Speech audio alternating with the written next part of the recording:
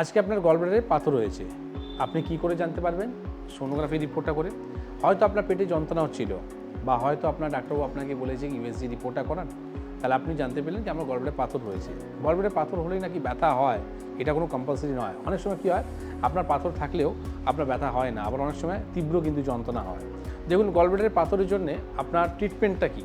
আপনার ডাক্তারবাবু কী বলছে? আপনাকে বলছে সার্জারি করতে, কিন্তু সার্জারি করে একটা জিনিস মাথায় রাখুন, আপনি পাথরের সার্জারি করছেন না, আপনি গলব্লাডারকে রিমুভ করার জন্য সার্জারি করছেন।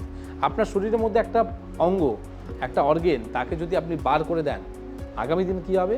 আগামী দিন আপনার লিভারের সমস্যাটা বাড়বে। আপনার যদি এই সার্জারি করার পর যদি আপনার এই সমস্যার সমাধান হতো, তাহলে আমি আপনাকে বলতাম যে সার্জারি আপনি করে নিন।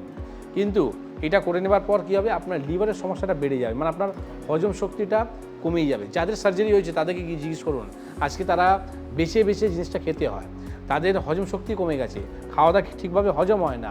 তো এই যে পেটের সমস্যা এত যে বাড়ছে, তার পিছনে কারণ আছে, তারা আজকে গলব্লাডারকে হারিয়ে ফেলেছে। তো আমি আপনাকে একটাই অ্যাডভাইস দেবো কি, আপনি সময় থাকতে থাকতে একটা মাথায় রাখুন, এই গলব্লাডারে যদি আপনার পাথর যদি বেরিয়েছে, গলব্লাডারে যদি আপনার পাথর আছে, তার জন্যে আপনি সার্জারি একদমই নয়।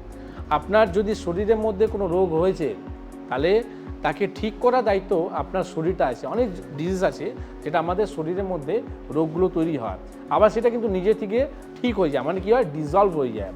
তো আপনার যে পাথরটা রয়েছে, সেই পাথরের জন্য আমাদের কাছে ট্রিটমেন্ট আছে, যেখানে আপনাকে কোনো সার্জারি করতে হয় না।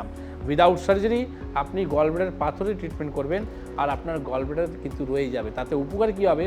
আগামী দিন যে লিভারে যে আমরা বলি গার্ড, লিভারে যে আপনার বলি আমরা দরজা, সেটা আপনি আর ভাঙছেন না, যাতে ইন ফিউচার আপনার লিভার কিন্তু ভালো থাকবে। আজকে গলব্লাডার আপনার লিভার যদি ফ্যাটি লিভার থাকে, গ্রেড 1 গ্রেড 2 থাকে, তার মধ্যে যদি আপনি ডিসিশন নিচ্ছেন কি আমি গলব্লাডার রিমুভ করব, এটা কিন্তু ভুল ডিসিশন হবে। তো আজ থেকে আমরা এটাই বলবো, আর গলব্লাডারকে আমরা সার্জারি করব না।